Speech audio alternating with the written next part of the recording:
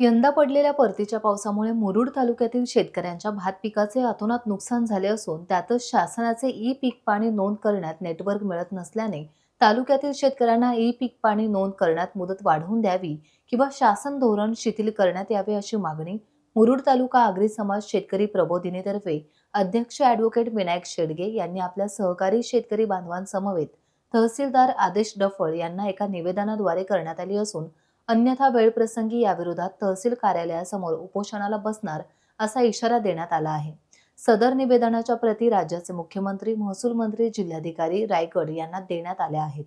आज मुरुड तालुक्यातील सर्व शेतकरी या ठिकाणी जमलेलो आहोत। परतीच्या पावसाने बरीचशी शेतकऱ्यांची नुकसानी झालेली आहे, परंतु शासनाचा जो निकष होता की ऑनलाईन पीक पाणीची नोंद करून सातबाऱ्यावर त्याची नोंद करावी आणि तरच खरेदी विक्रीसाठी भात घेतला जाईल, परंतु शासनाचं या धोरण हे कुठेतरी चुकीचं आहे आणि शेतकऱ्यांना नुकसान करणार आहे।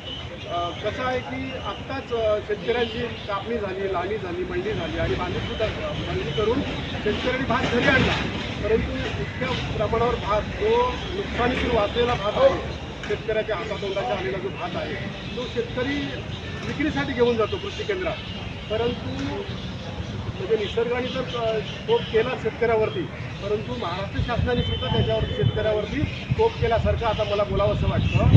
कारण शासनाचे जे निकष आहेत ऑनलाईनचे ते कुचकामी ठरलेले आहेत। कारण प्रत्येक शेतकऱ्याच्या बांधावर जाऊन पीक पाणी करण्याची शासनाने धोरण आखलं होतं, परंतु तिथले जे कर्मचारी आहेत, तलाठी असो, कृषी सहाय्यक असो किंवा अन्य कोणी असो, त्यांच्या मोबाईलला नेटवर्क नसल्यामुळे शेतकऱ्याच्या बांधावर जाऊन सुद्धा पीक पाण्याची नोंद होत नव्हती। आता हा जो दोष आहे तो ना शेतकऱ्याचा आहे ना कर्मचाऱ्याचा, हा दोष आहे सरकारचा। त्यामुळे सरकारचा जो हा निकष आहे किंवा हे धोरण आहे ऑनलाईन नोंदणी करून पीक पाणी लावून घेऊन ते भात कृषी केंद्रावर आणि सातबाऱ्यावर जर ऑनलाईन नोंदणी असेल 25-26 या वर्षाची, चालू वर्षाची, तरच ते भात कृषी केंद्रामध्ये घेतलं जातं विक्रीसाठी, अन्यथा त्यांना शेतकऱ्यांना आमच्या परत पाठवलं जातं। म्हणजे वर्षभर शेतकरी मेहनत करून त्याच्या हातातोंडाशी आलेला भात हा वाया जातोय।